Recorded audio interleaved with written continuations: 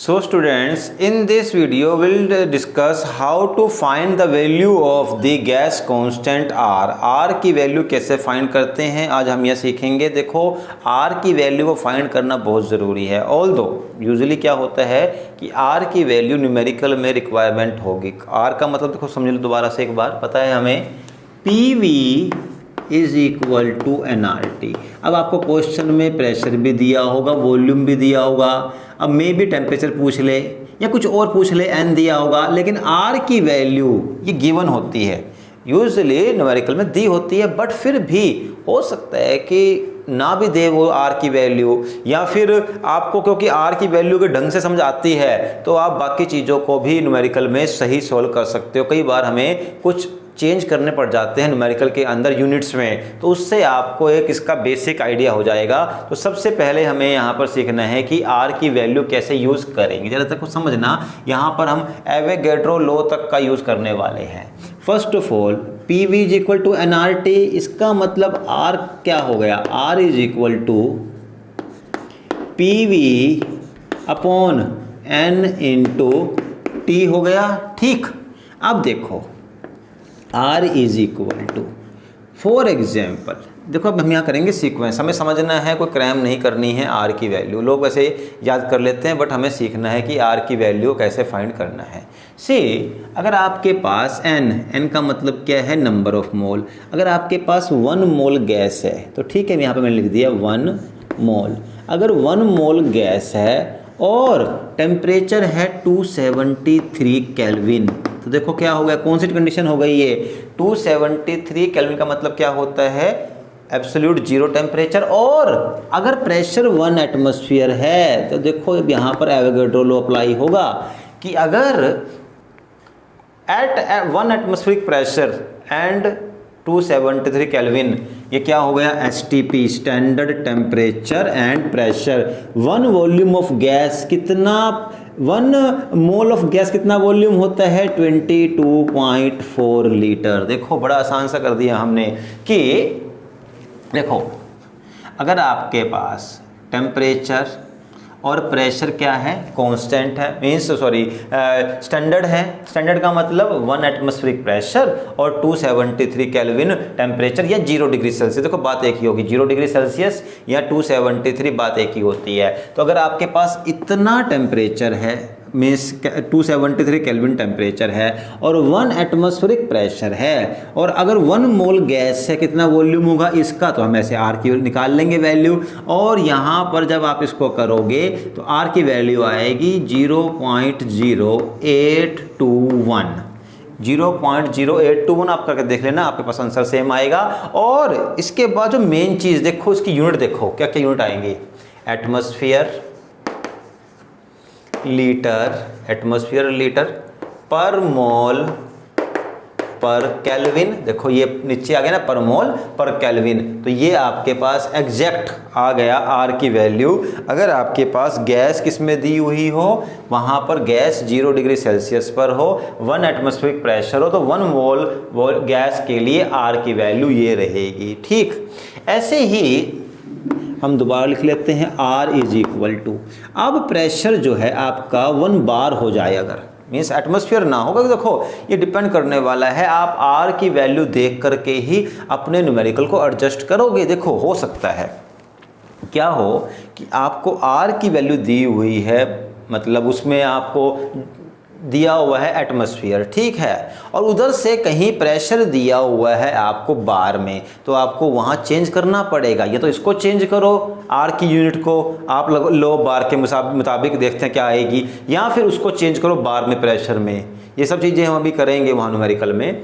अब देखो आर अगर हमें बार लेना हो तो 1 एटमॉस्फेयर इज इक्वल टू 1.013 बार। देखो यहीं से ले लिया हमने, 1 एटमॉस्फेयर इज इक्वल टू 1.013 बार। और अगर आपके पास 1 मोल ही गैस है और टेम्परेचर अगर 273 केल्विन है, देखो पता होना चाहिए आपको। अब ये 1.013 बार का मतलब क्या हो गया, 1 एटमॉस्फेयर, तो 1 एटमॉस्फेयर गैस 273 केल्विन में कितना प्रेशर, कितना वॉल्यूम लेगी, 22.4 लीटर। ठीक है, और देखो क्योंकि देखो थोड़ी सी वैल्यू फालतू आई है तो इसका आंसर क्या आएगा, बहुत ज़्यादा फर्क नहीं आएगा, 0.083 बस, या 1 करना कर दो आप। यहाँ प्रेशर क्या, अब क्या यूनिट आएगी, बार, क्योंकि हमने यहाँ पे क्या ले लिया है, बार, उसके बाद लीटर, फिर पर मोल और पर केल्विन, ये यूनिट आ गई हमारे पास इस तरीके से, अगर आपको करना है बार में। ठीक है, इसके बाद अगर हमारे पास, देखो जरा ध्यान देना, अगर पास्कल में हो तो कैसे करेंगे। देखो अब आर निकालना है आपको पास्कल में, वी नो, अब देखो ऊपर से ही लेंगे हम, सेम टू सेम चीज़, 1 एटमॉस्फेयर इज इक्वल टू कितने पास्कल होता है, 101325, बस इतना समझाना चाहिए आपको। पास्कल किस में होता है, 101325 pascal is equal to 1 atmosphere, तो इतने पास्कल हो गए, पी ए कर दिया मैंने। अब अगर 1 मोल ही आपके पास गैस है तो टेम्परेचर कितना है, अगर 273 केल्विन है तो कितना वॉल्यूम होगा, फिर दोबारा वॉल्यूम तो उतना ही होना है, 22.4 लीटर, क्योंकि इतने पास्कल एक एटमॉस्फेयर बराबर होते हैं। और इसका जो आंसर आएगा आपके पास, इसका आंसर आएगा, देखो भाई आप कर लेना, बट मैं यहाँ मुझे याद है इसलिए मैं कर रहा हूँ, 8.314 इंटू 10⁻³ 8.314 इंटू 10⁻³, उसके बाद पास्कल। तो देखो पास्कल बहुत एक बड़ी यूनिट होती है, तो ये पास्कल आप इसको लिख सकते हो पास्कल, फिर लीटर, फिर दोबारा से पर मोल और फिर पर केल्विन। तो ये आपके पास यूनिट आ गई यहाँ पर पास्कल के अकॉर्डिंगली। और बिल्कुल मैं यहाँ लास्ट में ले रहा हूँ, बहुत ज़्यादा इंपॉर्टेंट है, कई जगह काम आपको आएगा न्यूमेरिकल्स को सोल्व करने में, ये भी, क्योंकि ये भी काफ़ी इंपॉर्टेंट होती है जूल के हिसाब से। अगर आपको ये यूनिट जूल में लेनी हो तो कैसे करेंगे, आप देखो जूल को मैं बताता हूँ, थोड़ा लंबा सिस्टम है तो छोड़ देते हैं, डायरेक्टली करना क्या है, अगर वो जूल में आएगी तो आंसर आपका ऐसे आएगा 8.314 बस, इसके बाद जूल पर मोल पर केल्विन, जूल पर मोल पर केल्विन, ऑल तो जूल का मतलब होता है न्यूटन मीटर। ठीक है, तो हमने डायरेक्टली ले लिया यहाँ पे, जैसे ये पास्कल लीटर था ना, तो न्यूटन मीटर ले लिया, बात वही आ गई। तो जूल का मतलब क्या है, न्यूटन मीटर, बाकी फिर क्या आ गया, पर मोल पर केल्विन, ये इस तरीके से। तो अगर आपके पास जूल में है तो 8.314 जूल में आ गई, पास्कल में आएगी तो 10⁻³ करना पड़ेगा, बाकी आपको देखो इस तरीके से ये है। तो यहाँ पर हमने आज स्टडी किया कि किस तरीके से आप आर की वैल्यू मीन्स गैस कांस्टेंट की वैल्यू को हम फाइंड कर सकते हैं। आपको देखो ज़्यादा वैसे मेनली क्या है कि आपको आर की वैल्यू मिल जाती है न्यूमेरिकल के अंदर, बट फिर भी आपको ये मेमोराइज होनी चाहिए, क्योंकि अगर आपको कंसेप्ट्स बहुत क्लियर हैं तो आगे न्यूमेरिकल्स को सोल्व करने में बिल्कुल भी प्रॉब्लम नहीं आने वाली। ठीक, और इसके बाद जो देखो हम आज करेंगे एक और टॉपिक कर लेते हैं यहाँ पर बेसिक, इसके बाद न्यूमेरिकल पोर्शन स्टार्ट हो जाएगा आपका। तो एक डेरिवेशन करवाई हुई है, देखो एनसीईआरटी के सिलेबस में है वो डेरिवेशन, कि हमें यहाँ पर एक मीन्स वेरीफाई करना है with the help of derivation कि जो प्रेशर है किसी भी गैस का वो डायरेक्टली प्रोपोर्शनल है डेंसिटी के, मीन्स या फिर मैं कहूँ तो डेंसिटी जो है वो डायरेक्टली प्रोपोर्शनल है प्रेशर के।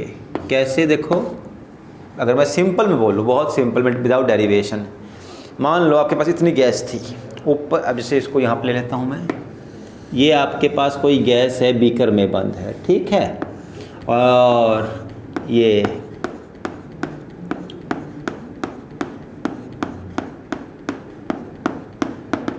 तो इसका ये कुछ वॉल्यूम होगा। देखो डेंसिटी क्या होती है, density is mass per unit volume. अब ये इसका मास है, पार्टिकल से मान लो इन सब पार्टिकल का मास है 10 ग्राम है, और ये वॉल्यूम कितना है, फॉर एग्जांपल 2 लीटर्स है, डेंसिटी कितनी आ गई 5। अगर आप ऊपर से प्रेशर लगाओ और इसको उठा करके आपने यहाँ कर दिया, ठीक है, अब प्रेशर लगाया और उसको यहाँ कर दिया, और पार्टिकल कहीं बाहर नहीं जाएंगे, बस वो पार्टिकल अब नज़दीक हो जाएंगे, मीन्स मास चेंज नहीं हुआ, पार्टिकल वहीं के वहीं बस नीचे आ गए। अब इससे क्या हुआ, जैसे ही आपने प्रेशर बढ़ाया तो मास तो कितना हो गया 10, बट अब हो सकता है वॉल्यूम 1 ही रह गया, तो डेंसिटी कितनी हो गई 10। तो देखो अब क्या हो गया, प्रेशर बढ़ाने से वॉल्यूम कम हुआ, मास तो उतना ही था, तो वॉल्यूम जब कम होगा तो डेंसिटी बढ़ती चली जाएगी। मींस अगर कम वॉल्यूम में ज़्यादा पार्टिकल है तो डेंसिटी भी हाई होती है। वही चीज़ हमें करनी है और हमें प्रूव करना है अब कि किसी गैस की डेंसिटी और प्रेशर में क्या रिलेशन होता है, और उसमें हमें हेल्प मिलेगी PV = nRT की भी। ठीक है, तो देखो सबसे पहले आपके पास PV = nRT, ये आपको डेरिवेशन आती है। आप एक काम करो, N का मतलब देखो, N क्या है, नंबर ऑफ मोल, तो आप लिख सकते हो नंबर ऑफ मोल का मतलब क्या होता है, given mass by molar mass. ठीक है, W/m, W means given mass, M by molar mass into RT आ गया। अब देखो एक काम और करो, यहाँ P = W तो लिखा ही है, इसके नीचे इसको ले जाओ वॉल्यूम को, और M को यहाँ कर दो, और ये R और T आ गया। एंड देखो what is density, density is mass per unit volume, तो गिवन मास तो है ही है ना, तो इसको हम, ये गिवन मास ही था तो मास अपॉन वॉल्यूम, तो ये क्या हो गई density, density into RT divide by M आ गया, क्योंकि ये क्या हो गया, mass upon volume = density, RT divide by M। And now R क्या है, गैस कांस्टेंट। अब तो हम क्या करेंगे, कांस्टेंट को हटा देंगे तो डायरेक्टली प्रोपोर्शनल आ गया डेंसिटी के। एंड देखो हमें क्या प्रूव करना था कि एक फिक्स टेम्परेचर पर किसी भी गैस की डेंसिटी वॉल्यूम के डायरेक्टली प्रोपोर्शनल, ठीक है, प्रेशर जो, तो डेंसिटी जो है वो प्रेशर के डायरेक्टली प्रोपोर्शनल होती है, ये हमें प्रूव करना था। अब देखो जब हमने कहा है कि टेम्परेचर कांस्टेंट रखना है, तो टेम्परेचर कांस्टेंट हो गया, इसको हम यहाँ पे इंक्लूड नहीं करेंगे। और दूसरी चीज़ ये क्या है, मोलर मास, और किसी गैस का मोलर मास हमेशा फिक्स होता है, वो चेंज तो नहीं होता। मान लो आपके पास Cl2 गैस है और उसका जो आपके पास आएगा 73, तो उसका जो भी मोलर वॉल्यूम है, या जैसे H2 का 2 है, तो हमेशा फिक्स रहेगा, तो फिक्स को हम नहीं लेंगे क्योंकि डायरेक्टली प्रोपोर्शनल में सेम रहेगा ये। तो यहाँ प्रूव क्या हो जाता है कि pressure of a gas is directly proportional to density, और density is directly proportional to the pressure. ठीक है, तो बहुत ही इजीली वे में समझ आ गया हमें कि कैसे, what is the relation between the pressure and density. जैसे जैसे प्रेशर बढ़ाओगे तो क्या होगा, कम वॉल्यूम में मोर गैस होगी, मीन्स गैस तो उतनी है बट वॉल्यूम कम हो गया, तो उससे क्या है, डेंसिटी लगातार बढ़ती चली जाएगी। ठीक, तो हमारे पास ये कुछ एक बेसिक कंसेप्ट्स थे।